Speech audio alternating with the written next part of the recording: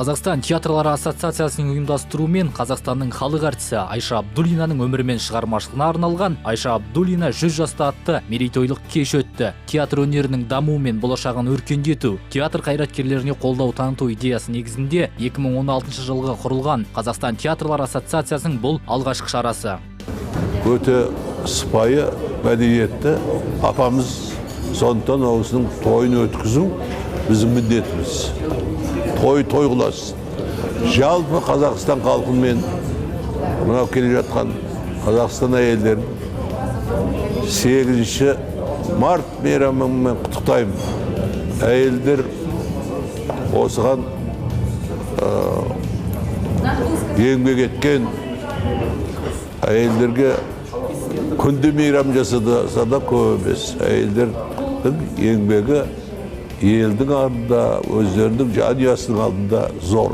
Айша Абдуллина өнер жолын 1933 жылы Мұхтар Әуезов атындағы Қазақ драма театрында бастаған. 1947 жылдан бастап 65 жылға жуық өмірін Жұмат Шанин атындағы Оңтүстік Қазақстан драма театрының сахнасында өткерді. 1 наурыз алғыс айту күні мен 8 наурыз халықаралық әйелдер мейрамы қарсаңында ғасырға толған мерейлі мерекесін Қазақстан театрлары ассоциациясы Мұхтар Әуезов театрында сән салтанатымен атап өтті.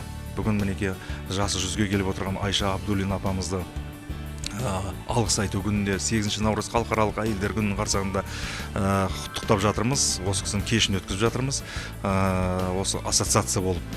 Енді болашақта үлкен әлемдік дәрежедегі фестивальдар өтпекші. Ол алдымыздағы Асанәлі Әшімов ағамыздың 80 жылдық мерейтойына ұйымдастырылып отырған әлемдік дәрежедегі фестиваль өтеді. Бұл жаңағы республикалық емес, халықаралық емес, әлем театрлары қатысатын үлкен дода болмақшы.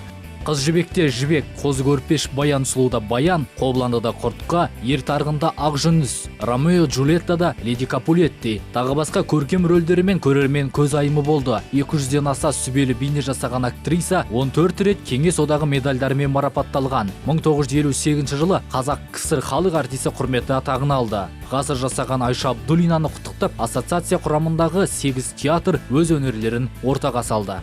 Қазақстан театрлары ассоциациясы құрылып жатыр. Бұл енді бүгінгі алғашқы өзінің жұмысын Айша Абдуллина актрисамыздың театр өнерінің анасының 100 жылдық мерейтойымен бастап жатырмыз. Сол кісінің енді бұл ассоциация тағы да жасайтын жұмыстары алда көп. 27 наурыз халықаралық театр күніне арнап үлкен іс-шара өткіземіз. Арнайы марапаттар болады өнер майталмандарына. Сонымен қатар биылдың өзінде 4 республикалық және әлемдік фестиваль ұйымдастырылып отыр.